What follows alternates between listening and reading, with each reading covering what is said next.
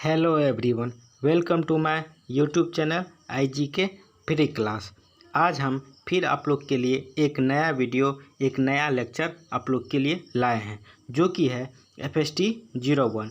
ये exam FST 01 का exam आपका MCQ मोड में होगा। MCQ मोड में होगा। जो हम पैटर्न बताएंगे इस वीडियो में, ये चौथा पार्ट है MCQ मोड का FST 01 का। इससे पहले 3 वीडियो अपलोड किए हैं। यदि आप वो नहीं देखे हैं तो आप मेरे प्लेलिस्ट में जाके देख सकते हैं। प्लेलिस्ट का लिंक हम डिस्क्रिप्शन बॉक्स में दिए हुए हैं, वहाँ से देख सकते हैं। 29 नंबर क्वेश्चन तक हम पार्ट 3 में बताए हुए थे, 3rd पार्ट में। तो वहाँ तक यदि आप नहीं देखे तो पहले वो वीडियो जाके देखिए, फिर ये वीडियो देखिएगा। आइए आज 29 से आगे देखते हैं। देखिए 29 नंबर से आगे वीडियो देखते हैं। 29 नंबर तक देखे हुए थे। देखिए 29 नंबर क्वेश्चन तक देखे हुए थे। आज आइए 30 नंबर से देखते हैं। देखिए पहला क्वेश्चन क्या है 30 नंबर, ऑप्टिकल थेरारस पुस्तक की रचयिता कौन है? तो ऑप्शन में क्या गया है? इब्न बतूता है, ऑप्शन 2 है इब्न अल हैतुम है, ऑप्शन 3 है इब्न खल्दून है, ऑप्शन 4 है अल बरूनी है। तो इसका राइट आंसर हो जाएगा ऑप्शन नंबर 2 इब्न अल हैतुम। ऑप्शन नंबर 2 इसका राइट आंसर हो जाएगा। आइए क्वेश्चन नंबर 31 देखते हैं। देखिए क्वेश्चन नंबर 31, ये जितना सारे क्वेश्चन बता रहे सारे एग्जाम के दृष्टिकोण से काफ़ी इम्पोर्टेंट होने वाला है, तो आप लोग भी इसे ध्यानपूर्वक देखिए। देखिए क्वेश्चन नंबर 29, इससे पहले जो 3 पार्ट अपलोड किए हैं, तो यदि आप वो नहीं देखें तो वो भी ज़रूर देखें। इससे होगा कि आप यदि ज़्यादा MCQ क्वेश्चन का तैयारी करिएगा तो ज़्यादा आइडिया आएगा, और हो सकता है यदि इसी में से 30 से 40 क्वेश्चन, यदि 60 क्वेश्चन आ जाए तो आप इसको सही मार के आइएगा। देखिए 31 नंबर, भारतीयों ने अक्षांशों की संगणना करने का प्रयास किया था, जिसके अनुसार उनका प्राइम शिरोबिंदु से गुजरता है। तो किस स्थान से ये गुजरता है? ऑप्शन देखिए, वाराणसी है, इलाहाबाद जो अभी नाम बदल के प्रयागराज किया गया है, ऑप्शन 3 है उज्जैन है, ऑप्शन 4 है अयोध्या। तो इसका राइट आंसर हो जाएगा उज्जैन। देखिए क्वेश्चन नंबर 32, निम्नलिखित में से कौन से मध्य भारत के मुख्य रूप से ग्लोरी विजेताओं के जरिए आए? तो ऑप्शन देखिए, कागज़ है, स्टील है, कपड़े है, दवाइयाँ हैं। तो इसका राइट आंसर हो जाएगा कपड़े। देखिए क्वेश्चन नंबर 33, सूर्य केंद्रीय मॉडल के प्रतिपादक है। तो सूर्य केंद्रीय मॉडल के प्रतिपादक कौन है? तो ऑप्शन देखिए, ऑप्शन 1 है कोपरनिकस है, ऑप्शन 2 है टोलमी है, ऑप्शन 3 अरस्तु है, ऑप्शन 4 हिपरकस। ठीक है, तो इसका राइट आंसर हो जाएगा ऑप्शन नंबर 1 कोपरनिकस, जो है सूर्य केंद्रीय मॉडल का प्रतिपादक है। देखिए क्वेश्चन नंबर 34, हमारे सौरमंडल में कितने ग्रह हैं? तो हमारे सौरमंडल में पहले 9 ग्रह था, तो प्लूटो को हटा दिया गया है, प्लूटो को ग्रह की श्रेणी से हटा दिया गया है, तो अब 8 बचा है। ठीक है, तो ऑप्शन देखिए क्या क्या है, 8 है, 9 है, 7 है, 6 है। तो राइट आंसर हो जाएगा 8। ये क्वेश्चन नंबर 35 देखते हैं। देखिए क्वेश्चन नंबर 35, निम्नलिखित में से कौन सा कथन तारामंडल के संबंध में सही है? तो ऑप्शन देखिए, किसी खास पैटर्न का तारा समूह, ऑप्शन 2 है आकाश गंगा का समूह, ऑप्शन 3 है कुछ, ऑप्शन 4 है 4 देखिए ऑप्शन सुपर डेट्रस। तो इसका राइट आंसर हो जाएगा आपको किसी खास पैटर्न का तारा समूह को तारामंडल के संदर्भ में सही कथन है। ये क्वेश्चन नंबर 36 देखते हैं। देखिए 36 क्वेश्चन नंबर, किसी भी पारिस्थितिक तंत्र की ऊर्जा का मुख्य स्रोत है। तो किसी भी पारिस्थितिक तंत्र का ऊर्जा का मुख्य स्रोत कौन सा है? ऑप्शन देखिए, ऑक्सीजन है, ऑक्सीजन और नाइट्रोजन है, धूप है, उपयुक्त में से कोई नहीं। तो किसी भी पारिस्थितिक तंत्र का ऊर्जा का मुख्य स्रोत जो है सूर्य का प्रकाश यानी धूप है। ऑप्शन नंबर 3 राइट आंसर हो जाएगा। क्वेश्चन नंबर 37 देखिए, सतह के निकट जल परतों में उत्पन्न होते हैं जहाँ धूप होती है। तो क्या उत्पन्न होते हैं वहाँ पे? देखिए ऑप्शन देख लीजिए आप लोग, पादप पल्लवक है, ऑप्शन 2 है शैवाल है, ऑप्शन 3 है हेट्रोपेट्रोस है, ऑप्शन 4 है टेनोफोरा है। तो इसका राइट आंसर हो जाएगा टेनोफोरा। ऑप्शन क्वेश्चन नंबर 38 देखिए, वस्तुओं की कृत्रिम मांग के किस आधार पर सृजित होती है। तो ऑप्शन देखिए इसका अनिवार्यता है, होर्डिंग है, विज्ञापन है, निपटाना है। तो इसका राइट आंसर हो जाएगा है विज्ञापन के आधार पर कोई भी वस्तु का मांग बाजार में किस तरह से नियंत्रित किया जाता है वो दर्शाता है। तो आइए क्वेश्चन नंबर 39 देखते हैं। देखिए क्वेश्चन नंबर 39, निम्नलिखित में से कौन से संसाधन विश्व में समान रूप से वितरित है। तो कौन से संसाधन हमारे पूरे वर्ल्ड में समान रूप से वितरित है। ऑप्शन देखिए, मानव है, ऊर्जा है, भूमि है, उपयुक्त में से कोई नहीं। तो इसका राइट आंसर हो जाएगा ऊर्जा। ठीक है, आइए क्वेश्चन नंबर 40 देखते हैं। निम्नलिखित में से कौन से कथन का प्रयोग नव आर्थिक युग को दर्शाने के एक प्रभाव वाक्यांश के रूप में किया जाना चाहिए। तो ऑप्शन देखिए इसका क्या क्या है। देखिए ऑप्शन पहला है सामाजिक न्याय पर टिकी औद्योगिक संपदा का निर्माण एवं उत्पादन। ऑप्शन 2 है अति उत्पादन पर टिकी औद्योगिक संपदा का निर्माण या उत्पादन। ऑप्शन 3 है उत्पादकों या निर्माताओं और उपभोक्ताओं को न्याय देने पर टिकी औद्योगिक संपदा का उत्पादन या निर्माण। ऑप्शन 4 है निजी विकास पर टिकी औद्योगिक संपदा का उत्पादन या निर्माण। तो इसका राइट आंसर हो जाएगा ऑप्शन नंबर 1, सामाजिक न्याय पर टिकी औद्योगिक संपदा का निर्माण या उत्पादन। ठीक है, आइए क्वेश्चन नंबर 41 देखते हैं। देखिए निम्नलिखित में से कौन से सही अभिव्यक्ति है जो विकासशील देशों के लोगों की प्रबल कामना की घोतक है कि प्राकृतिक संसाधन और ज्ञान के भंडार में सभी का बराबर का हिस्सा होना चाहिए। तो कौन सा होना चाहिए। ऑप्शन देखिए क्या क्या है। देखिए पहला ऑप्शन नव अंतर्राष्ट्रीय आर्थिक व्यवस्था। ऑप्शन 2 है नव राष्ट्रीय आर्थिक व्यवस्था। ऑप्शन 3 है प्राचीन अंतर्राष्ट्रीय आर्थिक व्यवस्था। ऑप्शन 4 है नव राष्ट्रीय और अंतर्राष्ट्रीय आर्थिक व्यवस्था।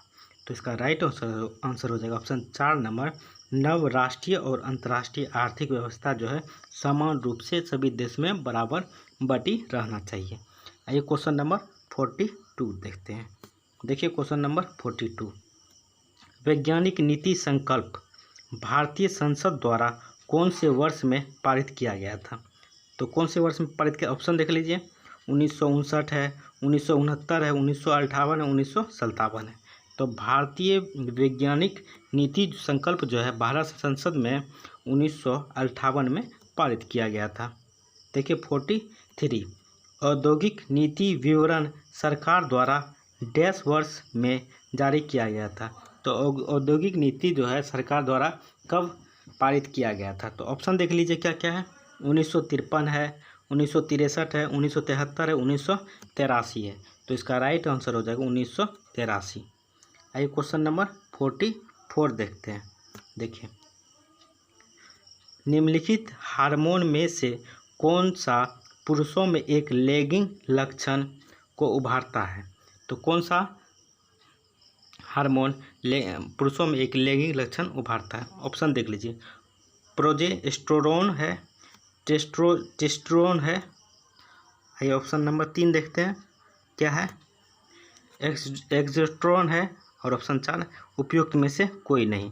तो इसका राइट आंसर हो जाएगा टेस्टोस्टेरोन है। ऑप्शन नंबर 2 इसका राइट आंसर हो जाएगा।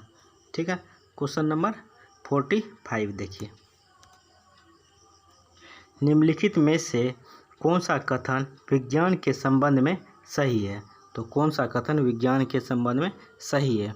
देखिए ऑप्शन, विज्ञान का सच इसके अनुप्रयोग में निहित है। ऑप्शन 1। दूसरा ऑप्शन देखिए, किसी भी समय के लिए किए गए वैज्ञानिक प्रयास पिछले ज्ञान की मौजूदगी पर निर्भर करते हैं। ऑप्शन 3 देखिए, विज्ञान ने उत्पादन में सदैव एक महत्वपूर्ण भूमिका निभाई। ऑप्शन 4 उपयुक्त में थे सभी। तो इसका राइट आंसर हो जाएगा विज्ञान का सच इसके अनुप्रयोग में निहित है। ऑप्शन नंबर 1 राइट आंसर हो जाएगा विज्ञान के संदर्भ में। देखिए 46, पाषाण युग का अंत किसका परिणाम था? पाषाण युग का जो अंत हुआ था ये किसका परिणाम था? ऑप्शन देख लीजिए, जलवायु परिवर्तन है। ऑप्शन 2 है आबादी वृद्धि के मद्देनज़र खाद्य आपूर्ति में घटोतरी है। ऑप्शन 3 है उपयुक्त दोनों है। ऑप्शन नंबर 4 है उपयुक्त में से कोई नहीं। तो इसका पाषाण युग का अंत जो है जलवायु परिवर्तन के कारण हुआ था। आइए क्वेश्चन नंबर 47 देखते हैं। देखिए क्वेश्चन नंबर 47, चल धातु किस्म के मुद्रण का प्रयोग सर्वप्रथम किसने किया था? तो किसने किया था? ऑप्शन दी, अरबी है, रोमन है, कोरियाई है, चीनी है। तो चल धातु का मुद्रण का प्रयोग सर्वप्रथम चीन के लोग ने किया था, चीनी लोग ने। देखिए क्वेश्चन नंबर 48, आत्मनिर्भरता स्वयं से डैश को बढ़ावा देने की स्थिति है। तो किसको बढ़ावा देने की स्थिति है? ऑप्शन देख लीजिए, संकोच है, उत्तेजना और डर है। ऑप्शन 3 निर्भरता और आत्मविश्वास है। ऑप्शन 4 निर्णय न ले पाना। तो इसका राइट आंसर हो जाएगा आत्मनिर्भरता जो है, निर्भरता और आत्मविश्वास का बढ़ावा देने की स्थिति है। आइए क्वेश्चन नंबर 49 देखते हैं। देखिए क्वेश्चन नंबर 49, निम्नलिखित में से कौन सा आदर्शनीय इनविजिबल विकिरण का उदाहरण नहीं है? जो दिखाई नहीं देने वाला है, कौन सा वो किरणें हैं? ऑप्शन देख लीजिए, रेडियो तरंगे है, प्रकाश तरंगे है, पराबैंगनिक विकिरण है, एक्स किरणें है। तो इसका राइट आंसर हो जाएगा एक्स किरणें जो है अदर्शनीय विकिरण का उदाहरण नहीं है। ठीक से, ऑप्शन नंबर 4। 50 नंबर देखिए, वह प्रक्रिया है जिससे गहरे और पोषक तत्वों से भरपूर किस्म के जल को सतह तक लाया जाता है। तो कौन सा प्रक्रिया के द्वारा जल सतह से जल ऊपर उठाया जाता है? तो ऑप्शन देख लीजिए, प्रकाश संश्लेषण है, उत्प्रवाह है, जैवदीप्त है, स्तरीकरण है। तो इसका राइट आंसर हो जाएगा प्रकाश संश्लेषण। ठीक है, आइए क्वेश्चन नंबर 51 देखते हैं। देखिए क्वेश्चन नंबर 51, लंबे समय तक अपरिवर्तित रूप में कायम अपशिष्ट सामग्रियां कहलाती है। तो क्या कहलाती है? तो ऑप्शन देख लीजिए, बायोडिग्रेडेबल प्रदूषक। ऑप्शन 2 है दीर्घ अस्थायी प्रदूषक। ऑप्शन 3 है गैर सतत प्रदूषक। ऑप्शन 4 है उपयुक्त में से कोई नहीं। तो इसका राइट आंसर हो जाएगा आपको दीर्घ अस्थायी प्रदूषक। ठीक है, ऑप्शन नंबर क्वेश्चन नंबर 52 देखिए, आवाज़ के शोर किसको मापा जाता है? तो आवाज़ किसमें मतलब साउंड किसमें मापा जाता है? ऑप्शन देख लीजिए, डेसिबल है, आउंस है, गैलन है, एम्पर है। तो साउंड को जो है डेसिबल में मापा जाता है। क्वेश्चन नंबर 53 देखिए, रक्त में शर्करा के स्तर को मुख्य रूप से कौन नियंत्रित करता है? तो रक्त में जो है ग्लूकोज की मात्रा को नियंत्रित कौन करता है? ऑप्शन देख लीजिए आप लोग। देखिए ऑप्शन, थायराइड ग्रंथि है, अग्नाशय है, पीयूष ग्रंथि है, अधिवृक्क है। तो इसका राइट आंसर हो, रक्त में जो शर्करा को नियंत्रित करता है वो अग्नाशय करता है। ऑप्शन नंबर 2 इसका राइट आंसर हो जाएगा। आइए क्वेश्चन नंबर 54 देखते हैं। देखिए 54 नंबर, एक सुप्रसिद्ध वैज्ञानिक इवान पेवलव ने वर्ष 1900 में उद्दीपन और अनुक्रिया के सरलतम तरीके का प्रयोग कर सीखने की बुनियादी प्रक्रिया का अध्ययन किया था। ये किस देश के मूल निवासी थे? तो ऑप्शन देख लीजिए, स्विट्जरलैंड है, रूस है, ऑस्ट्रेलिया है, हंगरी है। तो ये जो है इवान पेवलव जो है रूस के प्रसिद्ध वैज्ञानिक हैं जो उद्दीपन और अनुक्रिया का सरलतम तरीके का अनुप्रयोग किया था। तो ये रूस के थे। क्वेश्चन नंबर 55 देखिए, बौद्धिक स्तर जिसे IQ कहते हैं, IQ, ठीक है, बुद्धि मापने का एक पैमाना है जिसे आयु के आधार पर समायोजित किया जाता है। IQ समय के साथ बदल सकता है और मुख्यतः किस आधार पर एक दूसरे से व्यक्ति में अलग होता है? तो किस आधार पर होता है? तो ऑप्शन देख लीजिए क्या क्या, रंग है, जाति और धर्म है, नौकरी का स्तर है, उपयुक्त में से कोई नहीं। तो इसका राइट आंसर हो जाएगा उपयुक्त में से कोई नहीं। ये तीनों नहीं होगा तो उपयुक्त में से कोई नहीं। आइए क्वेश्चन नंबर 56 देखते हैं। देखिए, IIMC का आशा है, IIMC MC का क्या आशय है? तो ऑप्शन देख लीजिए आप लोग, क्या क्या है। भारतीय प्रबंधन एवं संचार संस्थान है। ऑप्शन 2 है इंडियन मीडिया कम्युनिकेशन इंस्टीट्यूट है। ऑप्शन 3 है भारतीय जन संचार संस्थान है। ऑप्शन 4 है institute of Indian mass communication है। तो इसका राइट आंसर हो जाएगा institute of Indian mass and communication. ठीक है, IIMC का। ठीक है, क्या क्या होगा? Indian institute of Indian mass communication. ठीक है, एक क्वेश्चन नंबर 57 देखिए। वर्ष 1983 में इनसेट उपग्रह की शुरुआत कर टेलीविज़न सेवाओं के विस्तार में भारत की एक महत्वपूर्ण उपलब्धि है। तो कौन सा उपग्रह छोड़ा गया था? ऑप्शन देख लीजिए। इनसेट 1B है, इनसेट 1D है, इनसेट 1X है, इनसेट 1A है। तो इसका राइट आंसर हो जाएगा इनसेट 1B। आइए क्वेश्चन नंबर 58 देखते हैं। देखिए, विकासशील देशों की निर्भरता किस वजह से बढ़ने लगी है? तो ऑप्शन देख लीजिए। बेफजूल खर्च है। ऑप्शन इधर देख लीजिए। ऑप्शन 2 है उच्च किस्म की प्रौद्योगिकी की मांग है। ऑप्शन 3 है उत्पादक व्यय है। ऑप्शन 4 है जनशक्ति अभाव है। तो इसका राइट आंसर हो जाएगा, आपको क्या था क्वेश्चन? विकासशील देशों की निर्भरता किस वजह से बढ़ने लगी है? तो उच्च किस्म के प्रौद्योगिकी की मांग है। ऑप्शन नंबर 2 इसका राइट आंसर हो जाएगा। आइए क्वेश्चन नंबर 59 देखते हैं। देखिए, सिंधु घाटी सभ्यता की मुख्य विशेषता है। तो कौन सा होगा?